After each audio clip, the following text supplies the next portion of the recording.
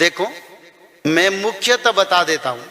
पंचभूत का प्रलय होगा, जल का प्रलय, अग्निदेव का प्रलय, वायु प्रलय, भूमि प्रलय, अंतरिक्ष प्रलय, ये पंच तत्वों का प्रलय होगा।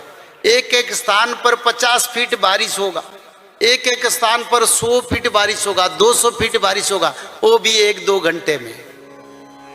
100 फीट बारिश होगा तो मैदानी अंचल जो नीचे नीचे लोग रहते हैं, नीचे में वो लोग बह जाएंगे, और जिसके घर पर होगा वो भी घर तबाह हो जाएगा। और पवन देव इतने जोर से बहेंगे मानो अभी 200-300 किलोमीटर तक गया है। 600 किलोमीटर में हवा आएगा तो जो पहाड़ियां देख रहे हैं वो पहाड़ियां भी ऊपर में तैरेंगे। ऐसा समय भी आ सकता। घर में कोई कारण नहीं आग लग जाएगा, कोई कारण नहीं आग लगेगा, और आग के प्रभाव से जंगल जलेंगे, और अग्नि प्रलय से, युद्ध से देश, शहर, विश्व तमाम जलेंगे। ये आगे से होने वाला है। अंतरिक्ष से एस्टेरॉयड आएगा,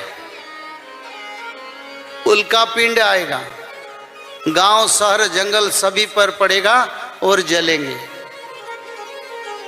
64 प्रकार का बीमारी, 64 जोगनी माता है, एक एक माता का एक एक बीमारी के रूप में 64 बीमारी आएगा। एक तो कोरोना आया था और 64 प्रकार का बीमारी आएगा, और विश्व युद्ध भी होगा। एटॉमिक वार होने के लिए लिखा है, उसमें बचने के लिए त्रिकाल संध्या, भागवत नाम, माधव नाम भजन, और कुछ नहीं, बस। ठीक है, जय जगन्नाथ। और किसी को पूछना है तो पूछ सकते हैं। जय श्री माधव पिताजी। बोलो माँ। मुझे 1 महीने से बहुत अच्छा अनुभव आ रहा है उसका। मैं सब घर में भी इसकी शुरुआत की है मैंने। आपने त्रिकाल संध्या करते हैं? हाँ, शुरुआत की है। कितने दिन हुआ? 1 महीना पूरा हो गया है। कोई सपना दिखा? एक सपना दिखा मुझे। बताओ। सपने में सुबह 4:30 या 5 के बीच में होगा, और उसके दरमियान सोई थी मैं। उसके पहले पाठशाला गई थी तो उसके विचार में डूबकर सो गई, और एक उसमें ख्याल आया कि मैं, जो बगीचा होता है उसमें, बगीचे में सब पेड़ पौधे लगे हुए हैं, और मैं बच्चों को दिखाने के लिए लेकर गई थी, और सभी मेरे जो स्टाफ मेंबर थे वो भी मेरे साथ थे। अचानक से अंधेरा हो गया सपने में, और सब चले गए मुझे छोड़कर वहां पर, और छोड़कर चले गए, मगर मेरा ध्यान वहां पर नहीं था। मैं बच्चों के साथ उनको सब पेड़ पौधे सब दिखा रही थी कि फल फूल कैसे है, उसमें तल्लीन थी, खोई थी। मुझे पता भी नहीं क्या हुआ, और थोड़ी देर के बाद अंधेरा छा गया। देखती हूँ तो आसपास कोई नहीं था मेरे, बहुत घबरा गई, और अचानक से एक पेड़ से बाहर एक बड़ी सी लोमड़ी आ गई, और उसके दांत देखकर घबरा गई और मैं उठ गई। बस इतनी से डर गई इस बात पर। तो उसका मुझे अर्थ नहीं पता हुआ कि ऐसा क्यों हुआ। नामस्मरण थोड़ा शुरू है, उसके साथ भी त्रिसंध्या शुरू है, सब कुछ, मगर मुझे उसका अर्थ नहीं पता है। देखो, ये जो अंधेरा छा गया, ये अचानक धरती पर अंधेरा छा जाएगा। 7 दिन 7 रात अंधेरा होगा। उसी समय जंगली जीव जंतु आके मनुष्य को भक्षण करेंगे, कुछ नहीं मानेंगे। उसी जंगली जीव जंतु में योगिनी माता का शक्ति प्रवेश करके मनुष्य का बहुत विनाश होगा। अच्छा, उसकी शुरुआत 7 दिन 7 रात अंधेरा होगा, ये लिखा है।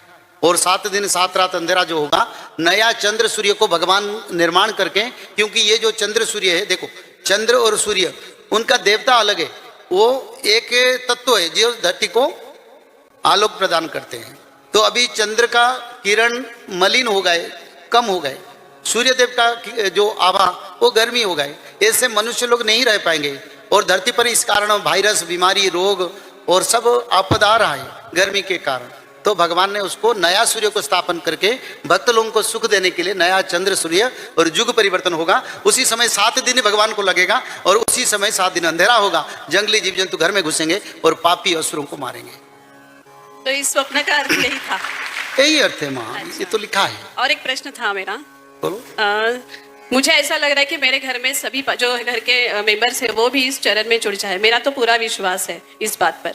और कुछ सांप्रदायिक लोग तो कहते हैं कि कलयुग अभी भी बहुत दूर है, बहुत दूर है। ऐसी एक बात मैंने उनसे सुनी थी जब उनके साथ मेरा बोलना और परिचय हुआ, तो मैंने उसके ऊपर वार्तालाप नहीं किया, कुछ बोली भी नहीं मैं, क्योंकि जिसका विश्वास ही तो मैं उनसे क्या कहूँ। तो कुछ लोगों का विश्वास इस पर नहीं है। देखो माँ, सब तो लोग नहीं रहेंगे, रहने वाले 15% लोग, तो 15% से हमारा विचार होना चाहिए। जो तर्क करते हैं इसके बारे में, जो उसके ऊपर कंट्रोवर्सी पैदा करते हैं, उससे मत बोलो। अच्छा, जो भक्त है उनको बोलो। अच्छा, वहीं पर रुक गई मैं भी, मुझे उनसे कुछ वार्तालाप ही नहीं करना था कि ये नहीं तो चाहिए। हाँ, धन्यवाद। जय जय